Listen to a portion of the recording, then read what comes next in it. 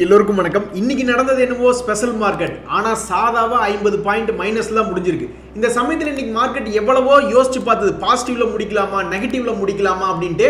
So open ஆனதுலேருந்தே திடீர்னு பாசிட்டிவ்ல தான் இருந்த மார்க்கெட் நெகட்டிவ் போனா அப்புறம் பாசிட்டிவ், அப்புறம் நெகட்டிவ், அப்புறம் பாசிட்டிவ், அப்புறம் நெகட்டிவ்னு கடைசியில் சாதாவா முடிஞ்சிருச்சு மார்க்கெட். முட்டையா இன்னைக்கு 50 பாயிண்ட் முட்டை தான் வச்சுட்டு போனா. எப்படியோ நண்பர்களே, ஞாயிற்றுக்கிழமை திங்கக்கிழமை 2 நாள் லீவு. நம்ம இந்த 2 நாளில் நல்லபடிக்கு யூஸ் பண்ணி நிறைய ஷேர்களை அனலைஸ் பண்ணி வாட்ச் லிஸ்ட்டில் லோட் பண்ணி வச்சுக்கிட்டே இருக்கணும். அப்படி லோட் பண்ண ஷேர்கள் என்னைக்காவது ஒரு பையிங் ஆப்பர்ச்சுனிட்டி வரும்போது லபக்குன்னு பிடிக்கணும் அப்படின்றது என்னுடைய கருத்து. ஆஹா, மழை வருது அப்படின்னு நான் பாட்டை மாற்றி பாடிடுறேன் நண்பர்களே. இந்த ரெயின் இண்டஸ்ட்ரீஸ் அப்படின்ற ஷேர் வந்து நம்ம இதுக்கு முன்னாடி ஒரு 143 ரூபா ரேஞ்சில் பார்த்துட்டு இருந்தோம். ஸோ இவன் ஓரளவுக்கு நல்லபடிக்கு மேலே ஏறி வந்தானா இந்த பேட்டர்னுடைய ஹை அப்படின்றது 180 ரூபா ரேஞ்சில் இருக்கு. ஸோ இங்கிருந்து இன்னொரு 15 ரூபா ஏறி இந்த பேட்டர்னை ஃபில் பண்ணி கொடுத்தான்னா நம்மளுக்கு ஒரு சின்ன பெருமையாக கிடைக்கும். பாதி கிணறு தாண்டிட்டான் நண்பர்கள். இந்த சிம்போனின்னு ஒரு ஷேரு அவன்லாம் ஓரளவுக்கு நல்லா பிரேக் அவுட் ஆகிட்டான். ஆனால் இன்னுமே பெருசாக லாபம் வந்து சேர மாட்டேங்கிறான். என்ன காரணம் அப்படின்னு தெரியல. ஸோ இந்த சிம்போனி அப்படின்ற ஷேர் வந்து பெரும்பாலும் ஒரு சேனல் பேட்டர்னில் தான் அவனுடைய 4 வருஷ வாழ்க்கையை கடந்துக்கிட்டு இருக்கான்.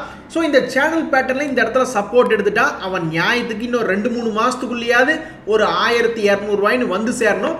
வந்து சேருதுன்னா ரொம்ப சந்தோஷமா இருக்கும். மாப்பிள்ளை ரெடியாகி 2 மாதம் ஆச்சு, ஆனால் பொண்ணு இன்னும் ரெடி ஆகலைன்னா அப்புறம் மாப்பிள்ளை ரெடியாகி என்ன பிரயோஜனம்? அது மாதிரி தான் இந்த சிம்போனி நல்லா சப்போர்ட்டே எடுத்துட்டான், பிரேக் அவுட் ஆகிட்டான். இருந்தாலும் 1 மாதம் நீட்டி படுத்து கிடக்கிறான். இவன் என்னைக்கு மேலே வந்து 1200 ரூபா தொடுறானோ அன்னைக்கு தான் இந்த ஷேரை வச்சிருக்கிறவங்களுக்கு ஒரு சந்தோஷம் வரும் நண்பர்களே. இன்னைக்கு இந்த ரைட்ஸ் அப்படின்ற ஷேர் யார் வச்சிருந்தீங்கனாலும் ரொம்ப சந்தோஷமா இருப்பீங்க. இவனை நம்ம நவம்பர் மாதம் சமயத்தில் பார்த்தோம். அப்போ ஒரு பிரேக் அவுட் ஆகி சுமாராக தான் இருந்தா. ஆனால் இன்னைக்கு வெடிச்சு சதுரி கை மேலே பலன் கொடுத்துட்டான். ஆல்மோஸ்ட் 467 ரூபா எங்கே 629 ரூபா எங்கே. இவன் வெடிச்சு மேல் நோக்கி வர முக்கிய காரணம் இவனும் ரயில்வே துறை சம்பந்தப்பட்ட செக்டர்ல தான் இருக்கான். ஸோ இதிலிருந்து என்ன தெரியுது? பிரேக் அவுட் ஆகிறது முக்கியம் இல்லை, இந்த சிம்போனியும் தான் பிரேக் அவுட் ஆயிருக்கான். பட் ரயில் அந்த செக்டர் இப்போ எந்த செக்டர்ல இன்ட்ரெஸ்ட் இருக்கோ அந்த செக்டர் வந்து பிரேக் அவுட் ஆனதுக்கப்புறம் ஒரு 2-3 மாசத்துல மேலே வந்துடுறானுங்க அப்படின்றத நம்ம புரிஞ்சுக்கிறோம் நண்பர்களே. நான் இந்த ரயில்வே துறை பங்குகளை தான் பிடிக்க முடியல. சரி, ரயில்வே துறைக்கு சம்பந்தப்பட்ட அந்த ஆன்சிலரி ஸ்டாக்ஸ் அவங்களுக்கு பார்ட் செஞ்சு கொடுக்கக்கூடிய கம்பெனிகளை பிடிச்சிடலாம், நைஸா போய் யாருக்கு தெரியாம போய் வாங்கிடலாம் அப்படின்ற மாதிரி அந்த ரயில்வே ஆன்சிலரி ஸ்டாக்ஸை போய் அனலைஸ் பண்ணி பாட்டுருந்தேன். நீ ரொம்ப லேட்டடா கண்ணா அப்படின்ற மாதிரி இவனுக்கு முன்னாடியே ஏற்றி வச்சுட்டானுங்க போல. இவனும் இந்த ஜூபிட்டர் வேகன்ஸ் நீங்க யார் எடுத்து பார்த்தாலும் சரி, எவனை எடுத்து பார்த்தாலும் சரி, 2023 இவன் 100 ரூபாய் இருந்தான், இப்ப 419 ரூபா இருக்கான். அதே மாதிரி தான் இந்த HBL பவர் சிஸ்டம்ஸ் இவனு 100 ரூபா ரேஞ்சு தான் இருந்தான், இப்போ 500 ரூபா இருக்கான். ஸோ நம்மளுக்கு முன்னாடியே போய் இந்த ரயில்வே ஆன்சிலரி பங்குலையும் ஏதோ ஒரு குரூப் நல்லா மேலே ஏற்றி விட்டாங்க நண்பர்களே. நீங்கள் SIP வழியாக பணம் போட்டாலும் சரி, மியூச்சுவல் ஃபண்டில் பணம் போட்டாலும் சரி, மார்க்கெட் சப்போர்ட் பண்ணலின்னு வச்சிங்களேன் உங்களுக்கு கொஞ்சம் பிரச்சனையாக இருக்கும். இப்போ நான் உங்களுக்கு ஒரு சாம்பிள் இன்ஃபர்மேஷன் ஒன்று காட்டுறேன் பாருங்க.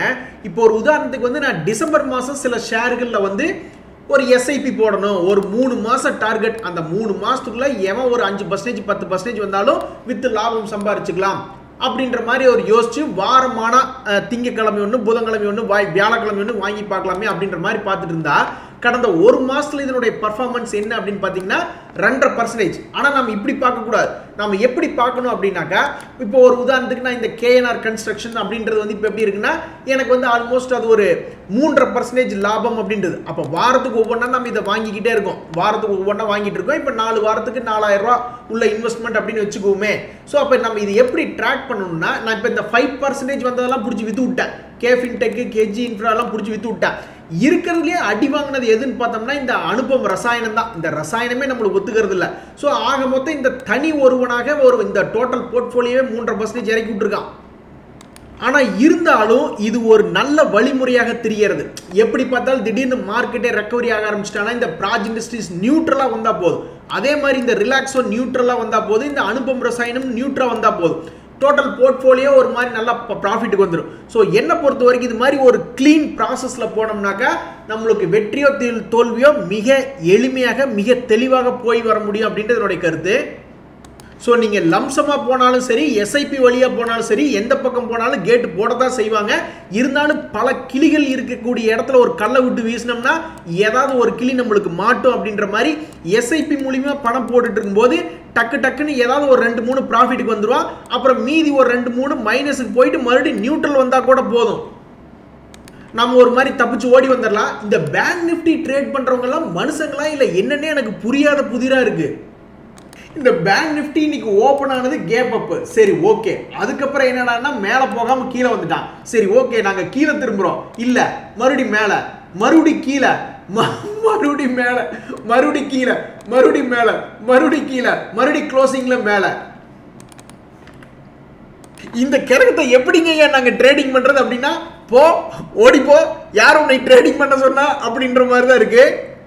பட் இந்த பேங்க் நிஃப்டி நான் இப்போ சில நாட்களாக க்ளோஸ் அப்பில் பார்த்துக்கிட்டு இருக்கேன். இவன் எதுக்கு ஒரு அட்வான்டேஜ்னா, ஒரு தூரமாக ஒரு அணையை கட்டிவிட்டு அதே மாதிரி இந்த பக்கம் ஒரு அணையை கட்டிவிட்டு இவன் நடுவில் மேலே கீழே ஏறி இறங்கிட்டு இருந்தோம்னா இதை அட்ஜஸ்ட்மெண்ட் பண்ணிட்டு இருந்தாவே ஓரளவுக்கு பேங்க் நிஃப்டியில் இருக்கிறவங்க ஜெயிச்சிருவாங்க அப்படின்றது என்னுடைய கருத்து. ஸோ அதனால் இது போன்ற ட்ரேடிங் பேட்டர்ன் உள்ள ஸ்டாக்குகளுக்கு தகுந்த மாதிரி ட்ரேடிங் பேட்டர்ன் பண்ணுங்க. இன்வெஸ்ட்மெண்ட் பேட்டர்ன் உள்ள தகுந்த ஸ்டாக்குக்கு தகுந்த மாதிரி இன்வெஸ்ட்மெண்ட் பேட்டர்ன் பண்ணுங்க. இப்படி எல்லாம் பண்ணீங்கன்னா தான் நீங்கள் ஜெயிக்க முடியும். நண்பர்களே, நாகர்பாலின்னு இன்னைக்கு ஒரு ஷேர் ஒன்று பார்த்துட்டு இருந்தேன். அந்த ஷேரில் வந்து என்ன ஒரு அட்வான்டேஜ் பாயிண்ட் இருக்குன்னா, அவங்களுடைய பேலன்ஸ் ஷீட் வந்து ரொம்ப ஸ்ட்ராங்காக இருக்குது. அவங்களுடைய கடன் அப்படின்னு பார்க்கும்போது 138 கோடி தான் இருக்குது. ஆனால் இன்வெஸ்ட்மெண்ட்ஸ் அப்படின்றது 599 கோடி வச்சிருக்காங்க. எதில் இன்வெஸ்ட்மெண்ட் பண்ணியிருக்காங்கன்றது நம்மளுக்கு தெரியாது. லேண்ட் இன்வெஸ்ட்மெண்ட்டா அல்லது வேற ஏதாவது லிக்விட் இன்வெஸ்ட்மெண்ட்டா நம்மளுக்கு தெரியாது. பட் அவங்களுடைய கடனை விட இன்வெஸ்ட்மெண்ட்ஸ் அதிகமாக இருக்குது. இப்போதைக்கு இந்த கம்பெனி கொஞ்சோண்டு டிவிடெண்ட் கொடுக்கக்கூடியனாவும் கடன் கொஞ்சம் கம்மியாக இருக்கக்கூடிய கம்பெனியாகவும் இருக்குது. தற்சமயத்துக்கு இது வந்து ஒரு ப்ராஃபிட் பண்ணி கொண்டு இருக்கக்கூடிய கம்பெனியாக தான் இருக்குது. இவன் எப்போ லாஸ் வர்றானோ அப்போ இன்னும் கொஞ்சம் ஸ்டாக் சீப்பான விலைக்கு கிடைக்கக்கூடிய வாய்ப்பு இருக்குது. தற்சமயத்துக்கு இந்த நாகர்பாலினுடைய சார்ட் பேட்டர்ன் அப்படின்னு பார்த்துட்டு இருக்கும்போது ஒரு சிறிய அளவிலான ஒரு பிரேக் அவுட் அப்படின்றது வந்திருக்கா. அதனால் நம்மளுடைய கண் பார்வையில் வந்து உளுந்திருக்கா.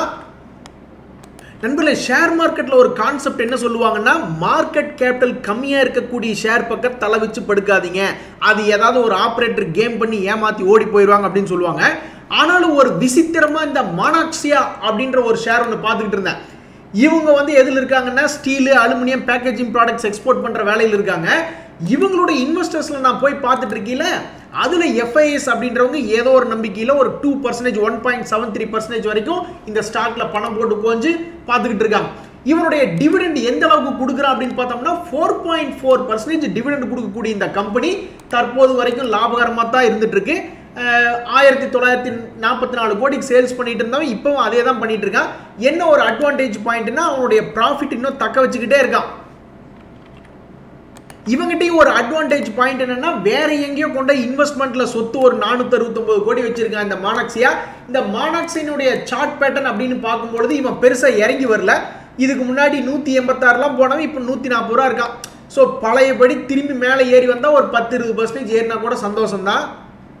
நண்பர்களே, இன்னைக்கு மார்க்கெட்ல முக்கியமா என்ன ஆச்சு அப்படின்னு பாத்தீங்கன்னா, நிஃப்டி 50 டாப் கெய்னர்ல கோல் இந்தியாவும் அதானி போர்ட்ஸும் ஏறி இருக்காங்க. அது மட்டும் இல்ல, இன்னைக்கு அதானி குரூப்பே வந்து இட்ஸ் மை ஷார்ட் டைம் அப்படின்ற மாதிரி அதானி சொல்யூஷன்ஸ், அதானி கிரீன், ஏடிஜிஎல் அப்படின்னு எல்லாம் 6% மேலே ஏறிட்டாங்க. நிஃப்டி நெக்ஸ்ட் 50 இண்டெக்ஸ்ல இவங்க 3 பேர் தான் top gainer. It's a short time of Adani அப்படின்ற மாதிரி முடிஞ்சிருச்சு. நண்பர்களே, இந்த ஏஸ்டெக் லைஃப் சயின்ஸ் யாராவது ஷேர் மார்க்கெட்ல வச்சிருக்கீங்களா? அப்படி வச்சிருக்கீங்கனாலும் இது வந்து வாட்ச் லிஸ்ட்ல போட்டு வாட்ச் பண்ண வேண்டிய இடத்துல இருக்கக்கூடியதா நான் பார்க்குறேன். என்ன காரணம்னா, இந்த கம்பெனி ஒருவேளை மேல் நோக்கி ஏறுற மாதிரி இருந்தால் பெரிய அளவில் ஏறுற மாதிரி தெரியுறா. அதே மாதிரி கீழே இறங்குற மாதிரி இருந்தாலும் பெரிய அளவில் இறங்கி 500 ரூபா 300 ரூபாய்ன்னு போனாலும் போயிடும். ஸோ இவனுடைய பேட்டர்ன் அப்படின்றது டெக்னிக்கலி பார்க்கும்போது ஒரு பர்ஸ்ட் அவுட் பேட்டர்னாக இருக்கு. அந்த வெடிச்சு சதறக்கூடியது வந்து மேல் நோக்கி வெடிச்சு சதறி வந்துட்டா ரொம்ப சந்தோஷம். பட் கீழே போச்சுன்னா இன்னுமே 50% இறங்குவான். ஒருவேளை வெடிச்சு சதறி மேலே வர்றதுக்கு அவனுடைய ஃபண்டமெண்டல் சப்போர்ட் பண்ணுது அப்படின்னு பார்த்தோம்னா இது ஒரு டிவிடெண்ட் கொடுக்கக்கூடிய கம்பெனியாக தான் இருக்கான். பட் கடன் ரொம்ப அதிகமாக இருக்கு. அவன் சொத்தை விட கடன் அதிகமாக இருக்கு. இன்னைக்கு தேதியில் இந்த கம்பெனியை பிடிச்சி எல்லாம் வித்து விட்டுவிட்டோம்னா கடைசியில் கடன் தான் மிச்சமாக இருக்கும், சொத்து எதுவுமே இருக்காது அப்படின்ற மாதிரி இருக்கு. P&L ப்ராஃபிட் அண்ட் லாஸ் எல்லாம் எப்படி இருக்குன்னா இப்போ வரைக்கும் நல்லா தான் இருக்கா. ஆனால் சமீபத்திய குவார்டர்கள்லாம் வந்து லாஸ் மேக்கிங்காக இருக்கு. ஸோ இந்த கம்பெனியினுடைய டிசம்பர் ரிசல்ட்டை வந்து நீங்கள் உன்னிப்பாக கவனிக்கணும். இந்த ஷேரை வாட்ச் லிஸ்ட்டில் போட்டு வச்சு ஒருவேளை டிசம்பர் ரிசல்ட் வந்து 15 கோடி லாபம் 20 கோடி லாபம் அப்படின்னு பண்ணிட்டானாக்கா இவன் அப்படியே மெதுவாக மேலே ஏறி ஒரு 2000 ரூபா வர கூட வாய்ப்பு இருக்கிறதா தான் பார்க்குறேன். ஸோ எல்லாமே இவனுடைய கையில் தான் இருக்குது. இவனுடைய ரிசல்ட் எப்போ வருதுன்னு பார்த்தோம்னா 24 ஜனவரி அப்படின்ற மாதிரி காட்டுறாங்க, அல்லது 25 ஜனவரி அப்படின்ற மாதிரி காட்டுறாங்க. எது எப்படியோ நீங்கள் இவனுடைய ரிசல்ட்டை தொடர்ந்து பார்த்து இதனை வாட்ச் லிஸ்ட்டில் வைங்க. இவனுக்கு 50% மேலே ஏறக்கும் சக்தி இருக்குது, 50% கீழே போகிறக்கும் சக்தி இருக்குது. எல்லாமே அவன் வெளியிடுற ரிசல்ட்டில் தான் இருக்குது. நண்பர்களே, இந்த NMDC ஸ்டீல் வந்து போன மாதம் நம்ம பார்த்துக்கிட்டு இருந்தோம். அப்போ வந்து 45 ரூபாய்க்கு பிரேக் அவுட் ஆயிருக்கா, பட் பெருசாக ஏறல. 45 ரூபாயிலிருந்து 52 ரூபா போய் அப்படியே நின்றுட்டே இருந்திருக்கா. பட் இன்னைக்கு என்ன ஆயிருக்கு அப்படின்னு பார்த்தீங்கன்னா மறுபடியும் இன்னொரு பிரேக் அவுட், ஒரு பிரேக் அவுட்டுக்குள்ள பிரேக் அவுட் அப்படின்ற மாதிரி மறுபடியும் இன்னொரு பிரேக் அவுட் ஆயிருக்கா. ஸோ இது ஒரு வேளை ஸ்ட்ராங்காக இருக்கும் பட்சத்தில் அவனுடைய பழைய ரேட் 60 ரூபா வந்தால் கூட சந்தோஷம்தான். அப்படி இல்லைனாலும் பரவாயில்ல, இந்த பிரேக் அவுட்டை ஃபெயிலியர் பண்ணி இவன் ஒரு 36 ரூபா வந்தால் கூட பரவாயில்ல. வாங்கறதுக்கு நிறைய இன்வெஸ்டர்ஸ் காத்து கிடக்குறாங்க. ஸோ இவன் 36 ரூபா வந்தாலும் சரி அல்லது 60 ரூபா வந்தாலும் சரி ஏதோ ஒன்று நடக்க போது என்ன பிரேக் அவுட் ஆகிட்டா அப்படின்றது என்னுடைய கருத்து. நண்பர்களே, இங்கே பார்த்தீங்களா ஷேர் மார்க்கெட் பிடிச்சிருச்சு. நம்ம இந்த SW சோலார்லாம் பார்த்தோம், அப்புறம் ஏதோ ஒரு காரணத்தினால இவனை பெருசாக நம்ம அனௌன்ஸ்மெண்ட் பண்ணல. ஸோ இந்த 275 ரூபாயில் இது நம்ம சப்போர்ட் ரேஞ்சிலாம் பார்த்தோம். பட் ஏதோ தீமை தான் வெல்லுன்ட்டு என்னமோ எந்திரிச்சு போயிட்டோம். நீங்கள் எந்திரிச்சு போனால் போங்க அப்படின்ட்டு இவனும் மேலே எந்திரிச்சு போயிட்டான். பட் எது எப்படியோ அவனுடைய ரெசிஸ்டன்ஸ் ஜோனுக்கு கிட்ட வந்திருக்கான். 520 ரூபா 500 ரூபா இந்த ரேஞ்ச் எல்லாமே இவனுக்கு வந்து ஒரு ரெசிஸ்டன்ஸ் பாயிண்டாக தான் நான் பார்க்குறேன். ஏற்கனவே 2021 அந்த ரேஞ்ச் போயிட்டு நிற்க முடியாமல் கீழே வந்து 3 வருஷமாக படுத்து கிடக்கிறான். இப்போ 3 வருஷம் கழிச்சு எந்திரிச்சு வர்றான். மறுபடியும் அந்த இடத்த இவனால் தாங்கி பிடிக்குமா இல்லையா அப்படின்றது தெரில. ஒருவேளை தாங்கி பிடிச்சானா பிரேக் அவுட் ஆகி பழைய ரேட் 800 ரூபா வரைக்கும் போகிறக்கு வாய்ப்பு இருக்குது.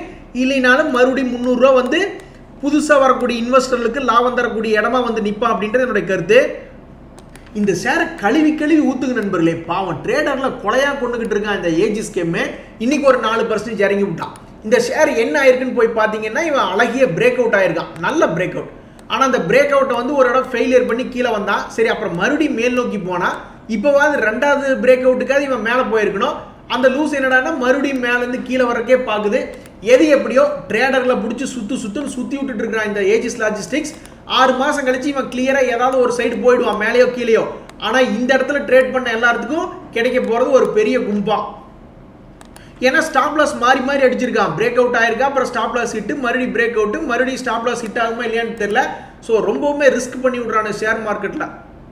நண்பர்களே, அடுத்து மிகப்பெரிய கம்பெனி, லார்ஜ் கேப் கம்பெனி போன்ற பெரிய கம்பெனி வந்து வாட்ச் லிஸ்ட்டில் வச்சு வாட்ச் பண்ணக்கூடிய கம்பெனியில் இந்த பர்சிஸ்டன்ட் அப்படின்ற கம்பெனி ஒன்று. ஏன்னா இவன் டிவிடெண்ட் 32 ரூபா அனௌன்ஸ்மெண்ட் பண்ணியிருக்கான். அதே ஒரு மாதிரி ஒரு ஷேரை 2 ஷேரை ஸ்பிளிட் பண்ணி விட போகிறான் அப்படின்ற மாதிரி நியூஸ் வருது.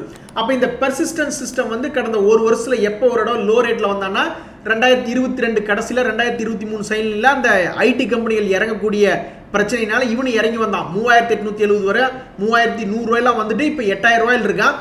ஒருவேளை ஒரு 10% அல்லது ஒரு 20% இறங்கினாலும் இந்த கம்பெனியில் ஒரு இன்வெஸ்ட்மெண்ட் பண்ணக்கூடிய ஆப்பர்ச்சுனிட்டி வரதா நான் பார்க்குறேன்.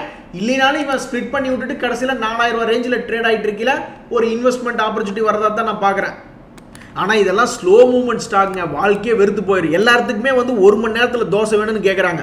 அது அரிசி ஊற வச்சு ஆட்டி அதுக்கப்புறம் சுட வேண்டியதாக இருக்குது. ஸோ இது எப்படியும் மறுபடியும் நல்லா இதெல்லாம் அசட்டு உருவாக்கக்கூடிய கம்பெனிகள். அதனால் 5 வருஷம் 10 வருஷம் படுத்து கிடந்து தான் சொத்தை உருவாக்கி விடுவான் அப்படின்றது என்னுடைய கருத்து. இந்த பாலிசி பசார் அப்படின்ற கம்பெனி பார்த்துட்டு இருந்தேன். சமீபத்தில் பிரேக் அவுட் ஆகி நல்லா கொஞ்சம் மேலே தான் வந்திருக்கா. பட் இருந்தாலும் மறுபடியும் ஷார்ப்பாக கீழே போயிட்டு மறுபடியும் இப்போ பிரேக் அவுட் ஆக பார்க்குறான். ஸோ 2வது ஆட்டத்துக்கு ரெடி ஆயிருக்கா. மறுபடியும் ஒரு தொடர்ந்து மேல் நோக்கி ஏற ஆரம்பிச்சேன்னா இன்னொரு 10-20% இவனுக்குள்ளே ஒளிஞ்சிக்கிட்டு தான் இருக்கிற மாதிரி நான் பார்க்குறேன். M&M ஃபினான்ஸ் ஷேர் யாராவது வச்சிருக்கீங்களா? இவன் பார்க்கறதுக்கு ஏதோ பல்லாங்குழி விளையாண்டு இருக்கிற மாதிரியே இருக்கான். ஸோ இந்த பல்லாங்குழி விளையாண்டு நம்ம கிட்ட இருக்கிற பணத்தை பூரா தூக்கிட்டு போக போறானா இல்லை மறுபடியும் பணம் கொடுக்க போறானா அப்படின்றது தெரியல. தற்சமயத்துக்கு இவனுடைய ட்ரெண்டிங் வந்து மேல் நோக்கி ஏறக்கூடிய ட்ரெண்டிங்காக தான் இருக்கு. இப்படியே கண்டினியூ ஆச்சுன்னா இவனை கூடிய வரையில் ஒரு 350 ரூபா இங்கிருந்து ஒரு 70 ரூபா ஏறக்கூடிய வாய்ப்பு இருக்கிறதா தான் நான் பார்க்குறேன். இப்போ வரைக்கும் அவனுடைய ட்ரெண்ட் உடையில. அவனுடைய ட்ரெண்ட் எப்போ உடையுதுன்னு நம்ம தெரிஞ்சுக்கலாம்னா 200 ரூபா வரும்போது தெரிஞ்சுக்கலாம். அதுக்கே அவன் இன்னும் 80 ரூபா இறங்கணும் அப்படின்றது என்னுடைய கருத்து. சரிங்க நண்பர்களே, இன்றைய தகவல் உங்களுக்கு உதவியாக இருந்ததுன்னு எனக்கு சந்தோஷம் தான். ரொம்ப நன்றி, வணக்கம்.